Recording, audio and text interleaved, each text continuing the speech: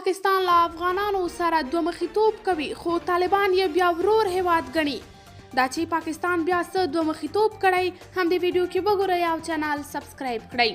تازه خبر دا دی چې طالبان وايي پاکستان له افغانستان سره د 50,000 ټنو غنمو مرسته کوي. د طالبانو د حکومت چارواکي وايي پاکستان له افغانستان سره د 50,000 ټنو غنمو مرستې ژمنه کړې ده. ذبیح الله مجاهد نن چهارشنبه د مارچ په 2 چې د قبل 11 نیټې سره برابره ده پر خپله ټویټر پاڼه لیکلي چې د یادې مرستې 3,600 ټنه تېره ورځ ننګرهار ولایت ته رسیدلې ده. نوموړي زیاته کړې ده چې له افغانانو سره د مرستې په لړ کې پاکستان هیواد له افغانستان سره د 50,000 ټنو غنمو مرستې ژمنه کړې چې پرون یې په لومړۍ جوپه کې 3,600 ټنه غنم ننګرهار ته راورسېدل. موږ د ورور هیواد پاکستان د دغو مرستو هرکلی کوو او د لا زیاتو همکاریو غوښتنه ورڅخه کوو. د طالبانو د حکومت ویان له افغانستان سره د پاکستان د یادې مرستې هرکلی کړی او له دغه هیواد څخه یې د لا زیاتو همکاریو غوښتنه کړې ده. که څه هم د پاکستان حکومت تر دا مهاله په دې اړه نه دي ویلي خو د افغانستان لپاره د پاکستان ځانګړي استازي محمد صادق خان پر خپل ټویټر پاڼه لیکلي چې تېره ورځ د پاکستان د بشري مرستو یوه 8 موټریز کاروان افغانستان ته رسېدلی دی. نوموړي زیاته کړې چې په دغه 4 ټنه بشري مرسته کې خوراکي او غیر خوراکي مواد شامل دي.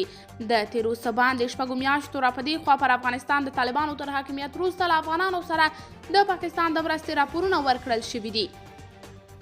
دا په داسې حال کې ده چې پاکستان 13 اونۍ له خپلې خاورې افغانستان ته د هند بشري مرستې د انتقال اجازه ورکړه.